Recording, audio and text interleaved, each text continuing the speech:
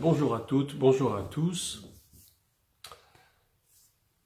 Voilà, je voulais aujourd'hui, par rapport à la vidéo que j'ai faite hier concernant le traité d'Aix-la-Chapelle, qui donc a été signé ce matin, on peut guère y échapper, il a été signé ce matin donc par M. Macron et Mme Angela Merkel, mais je voulais revenir non pas sur le traité lui-même, mais sur certains éléments historiques concernant justement les rapports entre la France et l'Allemagne, à partir d'un article que j'ai publié le 28 février 2012.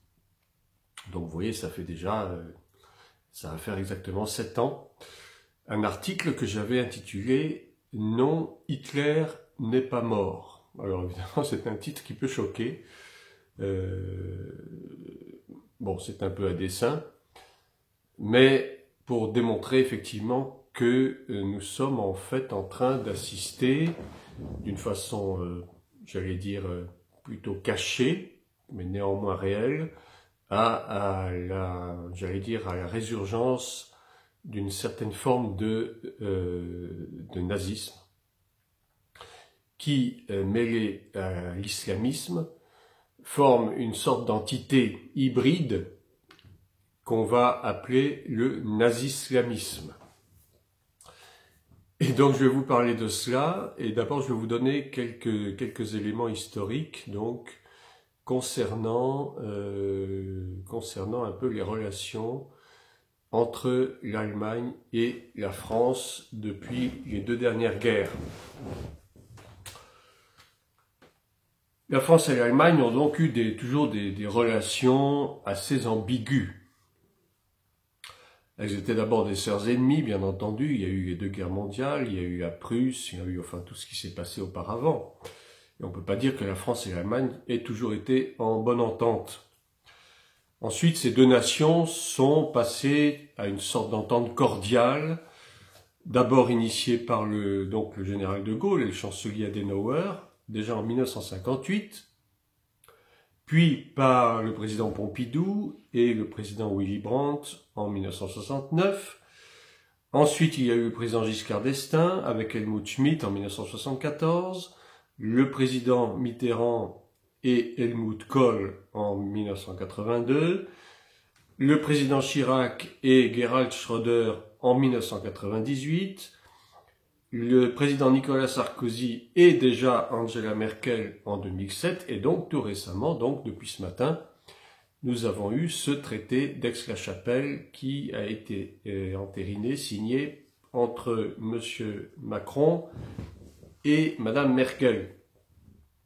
Alors on peut vraiment se demander légitimement à quoi correspond véritablement ce désir d'entente, ce désir d'unité.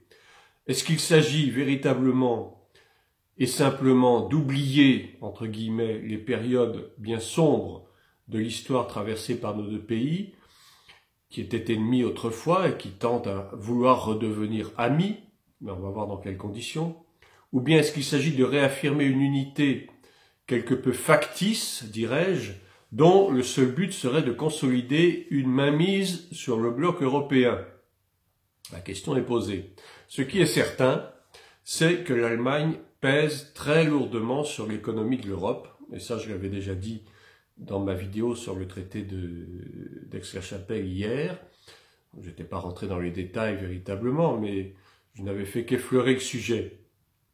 Mais il est certain que l'Allemagne pèse très lourd dans l'Europe, tandis que la France, qui est tiraillée par toujours des querelles politicardes, des conflits sociaux en ce moment, elle est en perte de vitesse et en perte de crédibilité face à tous ses partenaires économiques et politiques, non seulement en Europe, mais également outre-Atlantique et même ailleurs. On est en tout cas fort loin d'une sorte d'amitié désintéressée en ce qui concerne donc ce faux couple franco-allemand. Et tous les présidents français qui ont succédé à Charles de Gaulle étaient bien loin de l'idée que lui-même s'était fait de ce désir de de pacification, d'amitié, qui est en fait plus une amitié fondée sur le désir d'échange étudiant, culturel, plus que politique et économique. D'ailleurs, le président de Gaulle n'avait jamais eu à cœur d'introduire l'Angleterre dans l'Europe. Il se méfiait énormément des États-Unis, et il avait raison, je crois. Et en fait, il ne souhaitait simplement que l'Europe devienne une entité essentiellement francophone. Il avait une très haute idée de la France. C'est d'ailleurs, je pense, l'un des seuls présidents, si ce n'est, mais ça c'est mon opinion personnelle, si ce n'est le seul président de la République qui avait vraiment une haute opinion de son pays et qui défendait la France, j'allais dire, contre vents et marées. Depuis, ça n'a guère été le cas. Je veux vous parler maintenant, donc, à l'autorité de l'Église romaine fait déjà son chemin. L'Empire byzantin, qui contrôle à l'époque les provinces de l'Empire d'Orient depuis Constantinople, c'est-à-dire l'Istanbul actuel, garde la souveraineté sur les territoires de l'ex-Empire romain d'Occident. Entre 730 et 732, a eu lieu une querelle iconoclaste entre les deux branches de l'Église sous le pontificat du pape Grégoire Ier, donc entre 590 et 604. La papauté envisageait alors de restaurer l'Empire d'Occident. Avec le danger d'une invasion lombarde en Italie, la papauté a décidé de conférer un statut impérial au royaume des Francs, qui est la puissance dominante alors de l'Europe occidentale. Et donc l'empereur Charlemagne monte sur le trône en 768, il va conquérir ensuite la Lombardie en 773 et étendre ses territoires de façon très conséquente, ce qui amènera le pape de l'époque, Léon III, à le couronner empereur donc le 25 décembre 800.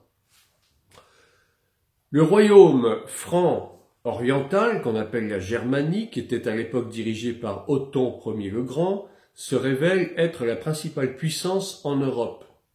Othon est un ardent défenseur de l'Église romaine, il est catholique. Il déploie un zèle peu commun en nommant des clercs à de hautes fonctions. Il a organisé même des missions d'évangélisation à la manière catholique et des campagnes militaires, notamment contre le roi d'Italie, Béranger II. Il est couronné empereur de Rome par Jean XII en 962. Ainsi va naître le Saint-Empire romain germanique qui va subsister en Occident de manière quasi permanente pendant plus de 800 ans. Cet empire ne sera en fait qu'une confédération d'États souverains et de principautés, et qui sera d'ailleurs dissous ensuite lors des guerres de Napoléon en 1806 par François II, le dernier empereur en date. Ce qui est important de souligner ici, et c'est un peu le but de mon intervention, c'est cette volonté de coalition entre le pouvoir spirituel, c'est-à-dire l'Église, et le pouvoir temporel, c'est-à-dire l'État, qui en réalité accordera beaucoup plus de pouvoir politique à l'Église, dont les souverains pontifes successifs, donc les papes, useront et même abuseront pour asseoir leur autorité.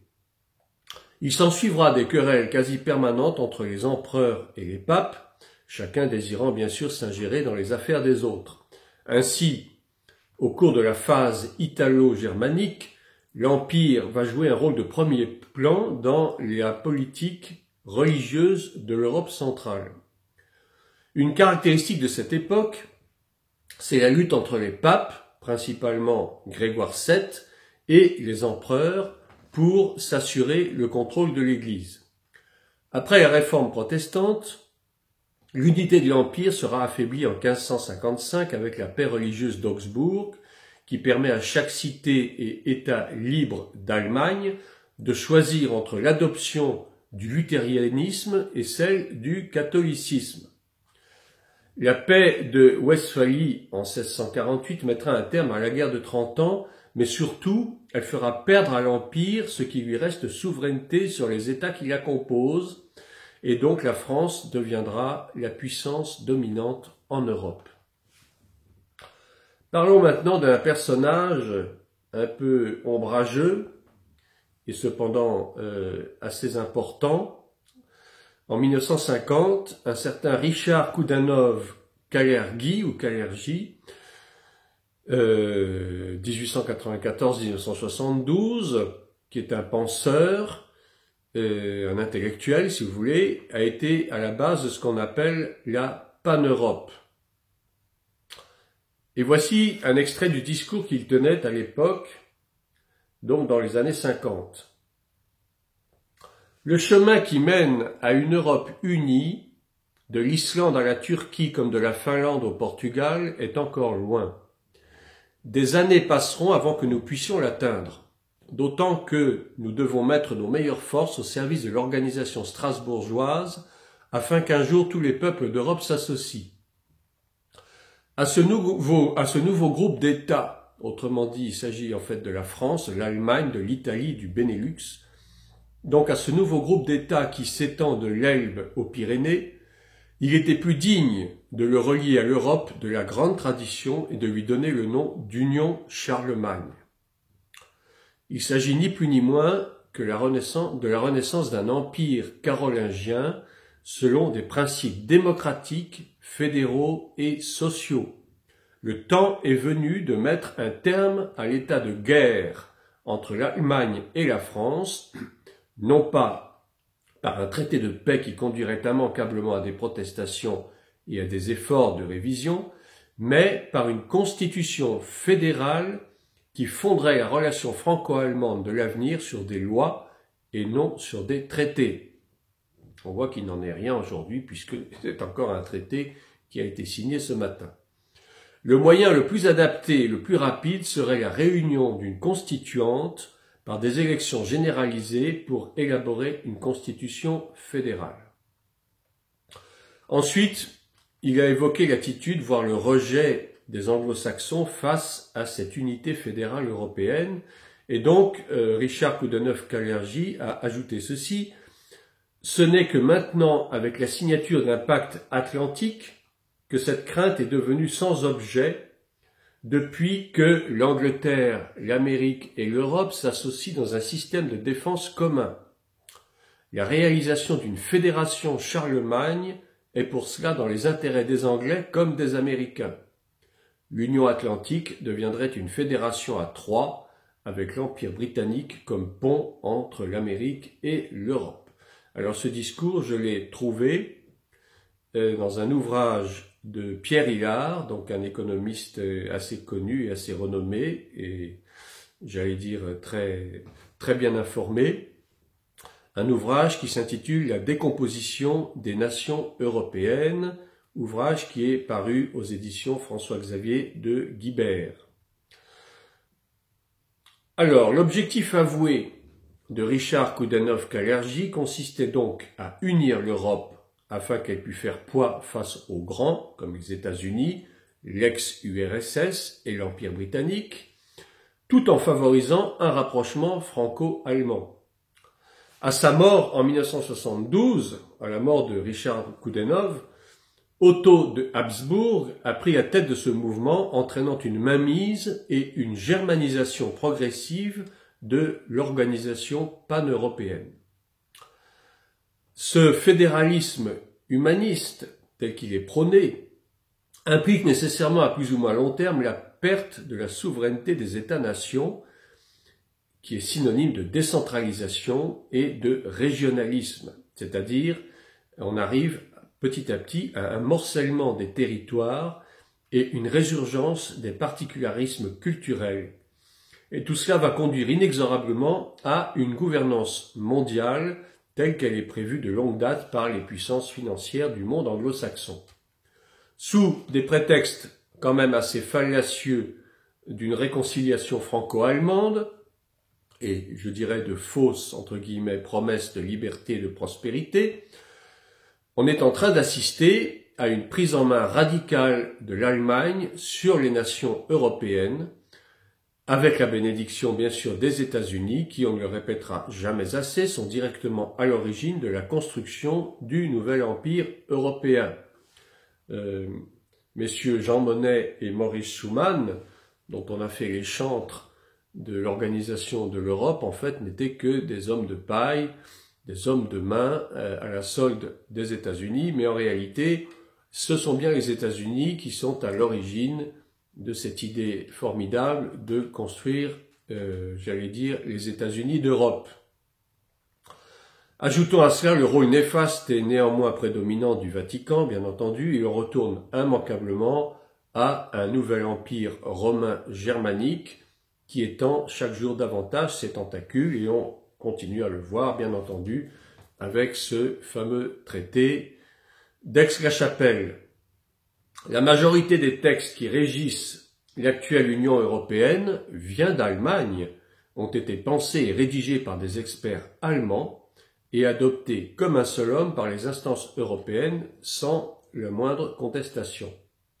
La destruction de l'ex-Yougoslavie et la réorganisation de son espace géographique en 1999 avaient été la conséquence de manœuvres allemandes de déstabilisation du pays, à commencer par la sécession de la Slovénie et de la Croatie, qui étaient alors les régions du Nord les plus riches et qui devaient être intégrées à l'économie européenne, en particulier l'Autriche et l'Allemagne. L'éclatement de la fédération yougoslave a abouti finalement à l'émergence de multiples unités indépendantes. Puis le Kosovo, province autonome de la Serbie, ayant appartenu à la Yougoslavie, fut déclaré à son tour indépendant, soutenu par l'Union fédéraliste des communautés éthiques européennes, l'UFCE, qui est un organisme allemand promouvant une organisation ethnique de l'Europe. Ce concept d'ethnicité est très cher à l'Allemagne. En fait, le Kosovo, qui soi-disant était indépendant depuis le 17 février 2008, je vous rappelle que cet article date de 2012, donc ne vous étonnez pas, certains faits sont déjà passés, sont déjà entérinés, mais je voulais quand même revenir dessus. Donc le Kosovo, qui a été soi-disant déclaré indépendant depuis le 17 février 2008, n'a en fait aucune souveraineté et il sert seulement à héberger une des bases militaires des États-Unis, des plus sophistiquées sur le continent européen. Toute cette opération, qui est en fait une opération de destruction ou de balkanisation, n'avait qu'un seul objectif, c'est-à-dire ouvrir un canal d'acheminement des richesses pétrolières et gazières depuis la mer Noire et les pays du Grand Moyen-Orient. La réalisation d'un grand marché transatlantique qui avait été prévu pour 2015 et qui en fait fonctionne sans fonctionner véritablement, a été la grande ambition des dirigeants européens et états-uniens. L'élaboration et la mise en œuvre de ce projet a été le fruit des travaux d'une certaine fondation qui s'appelle la fondation Bertelsmann, qui est, une fois de plus, un vaste consortium allemand, un véritable empire de médias connectés dans le monde entier et qui dispose d'un chiffre d'affaires de plusieurs dizaines de milliards, qui entretient des relations très privilégiées avec des politiciens de haut rang, des présidents de partis, des chefs d'État, ainsi qu'avec de hauts fonctionnaires.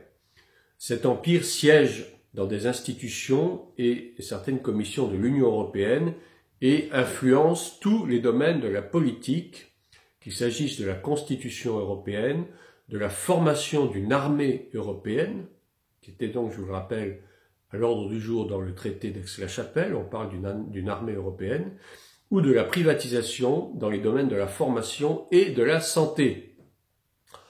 La vision, entre guillemets, de cette fondation Bertelsmann est en fait une Europe des régions dans laquelle les nations souveraines auront totalement disparu et dont les unités administratives sont des espaces métropolitains ou des communes fusionnées sous l'administration directe de Bruxelles et exploitées sur le marché par la fondation Bertelsmann, bien entendu.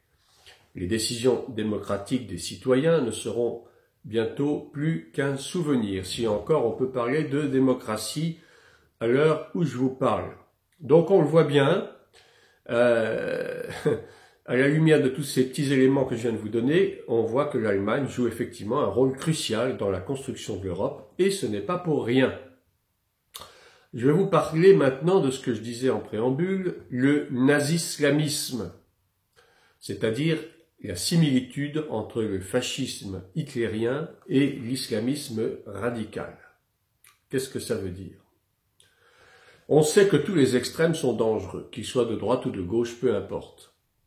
Qu'ils soient d'inspiration religieuse ou non, ils aboutissent tous à l'intolérance, à la haine, à la violence, à la subversion et donc forcément au crime. Il n'y a pas besoin de réitérer l'histoire et ses périodes obscures pour s'en convaincre.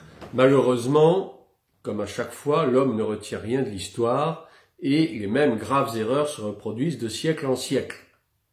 Le siècle des Lumières a pour un temps nous fait croire qu'un renouveau allait se faire jour, que l'homme après tout n'était pas si mauvais, à telle enseigne qu'il pouvait parfaitement bien se suffire à lui-même et se passer de Dieu. Et tout le monde a en mémoire ce fameux verset de Genèse 3, verset 5, « Vous serez comme des dieux ». Ce verset qui est largement repris et utilisé la plupart du temps à contre-emploi et à contresens, même par certaines églises, pour justifier le besoin soi-disant légitime qu'aurait l'être humain de se prendre pour ce qu'il n'est pas, c'est-à-dire Dieu.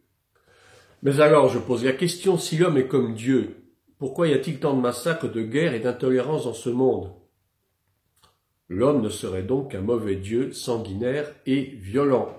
Ce qui transparaît bien dans la plupart des idéologies extrémistes, telles que le marxisme, le communisme, le fascisme, et bien sûr l'islamisme radical, comme on le voit, à l'œuvre actuellement, et ce depuis des décennies.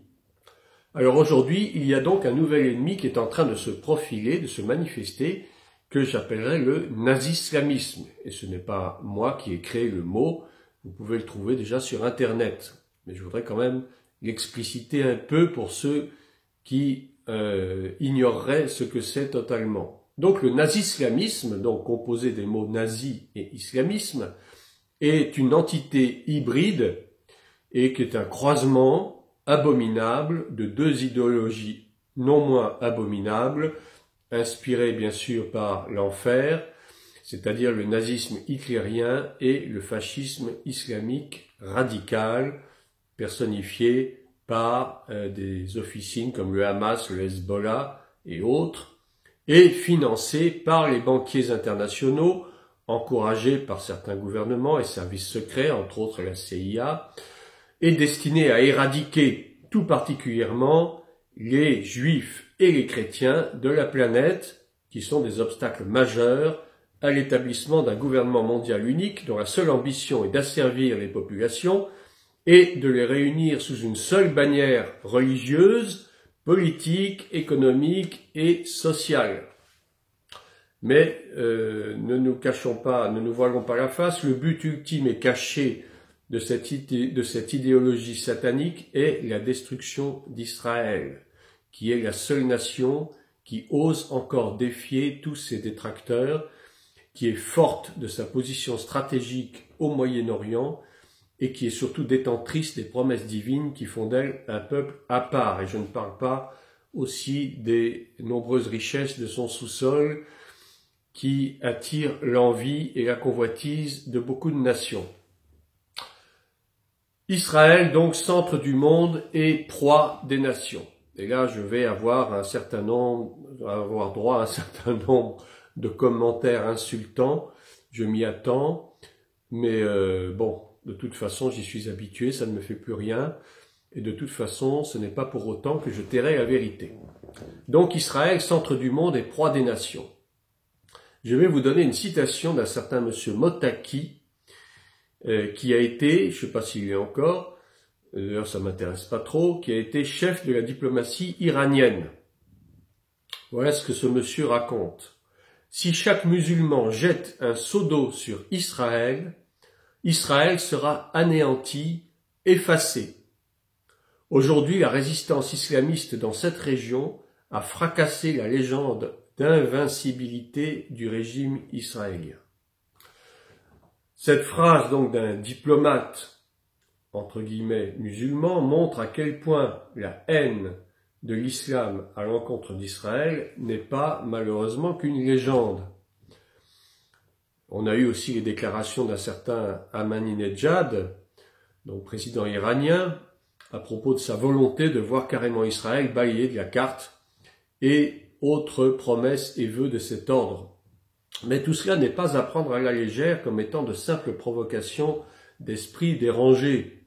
Curieusement, on constate une étrange parenté entre ces déclarations de haine et autres discours prononcés il n'y a pas si longtemps par un certain Adolf Hitler qui appelait à tuer tous les juifs.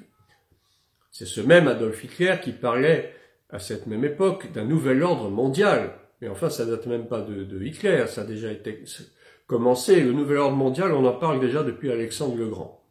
Donc Adolf Hitler n'a absolument rien inventé, il n'a fait que entériner ce qui existe déjà. Excusez-moi un instant.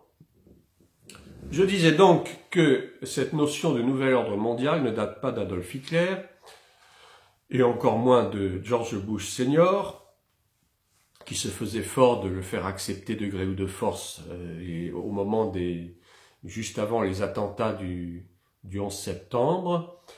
Le nouvel ordre mondial, déjà, il y a des prédispositions du temps d'Alexandre le Grand, et ça n'est pas nouveau. Il y a toujours eu des hommes animés de cet esprit, j'allais dire, dictatorial, tyrannique, qui ont toujours souhaité avoir le monde sous leurs mains, sans parler de Napoléon Ier, qui avait un peu les mêmes ambitions. Donc, ce thème du nouvel ordre mondial a été repris depuis par toute une classe d'intellectuels et de chefs d'État à l'imagination débordante, dont les seules ambitions sont de se nourrir à moindre frais de ce qui fait la richesse de ce monde, tout en se passant de l'humanité qui dérange. Luc 4, verset 6, je vais quand même vous donner un verset biblique de temps en temps, dans tout ce fatras. Voici ce que Satan dit à Jésus au désert, « Je te donnerai tout ce pouvoir et la gloire de ces royaumes, car elle m'a été remise, et je la donne à qui je veux.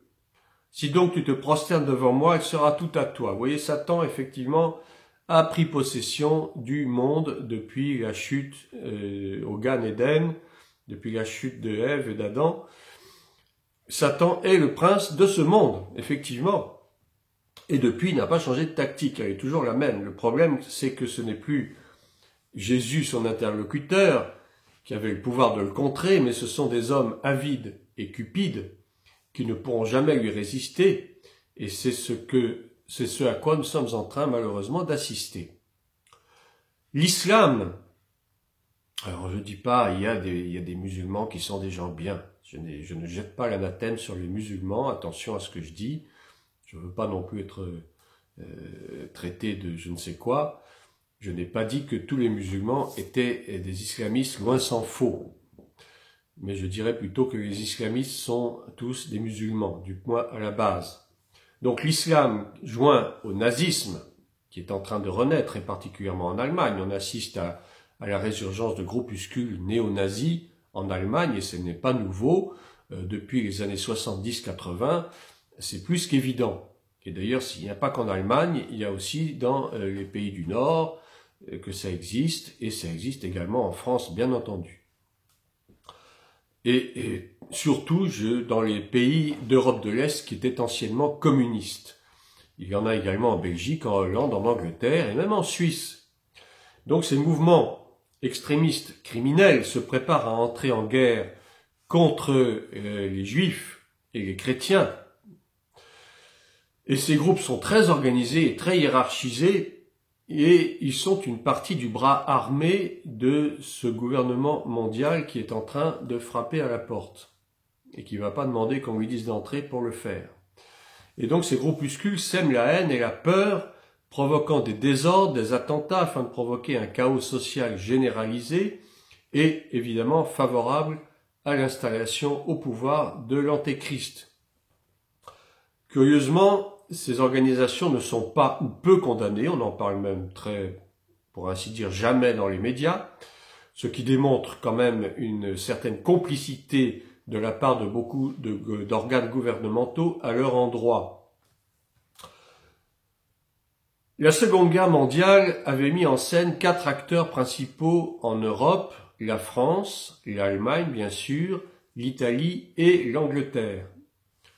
Et nous savons que le Troisième Reich allemand de Hitler avait été en grande partie financés par les États-Unis, par l'intermédiaire de grandes sociétés industrielles comme Thyssen, Ford et IG Farben, tenues par de grandes familles Illuminati richissimes.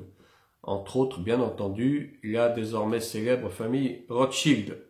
Il y a aussi la famille Rockefeller. Et d'autres. Il y a plusieurs grandes familles très riches qui détiennent en fait le pouvoir dans ce monde. Il y en a 13 exactement. Le chancelier Hitler, avant son ascension au pouvoir, était un parfait inconnu. C'était un modeste petit caporal, issu d'une union illégitime, dit-on. On parle même qu'il avait un père de la lignée des Rothschild. Bon, ça reste à démontrer. Ce que l'on sait moins, c'est que d'après des archives déclassifiées du KGB et de la Stasi de l'ex-RDA, Hitler aurait eu une fille, née en 1954, à la suite d'une insémination artificielle, tenez-vous bien, à l'aide de la semence congelée du Führer placée dans l'utérus d'une jeune fille qui s'appelait Gretel et qui était la sœur d'Eva Braun, l'épouse d'Hitler. C'est un médecin nazi, le docteur Klauberg, grand spécialiste d'eugénisme, qui serait à l'origine de cette opération. On peut légitimement penser à Madame Angela Merkel, qui est née effectivement officiellement le 17 juillet 1954. En fait, elle est née le 20 avril, soit 9 ans après le suicide d'Hitler, qui lui était né également un 20 avril. Assez curieux comme coïncidence.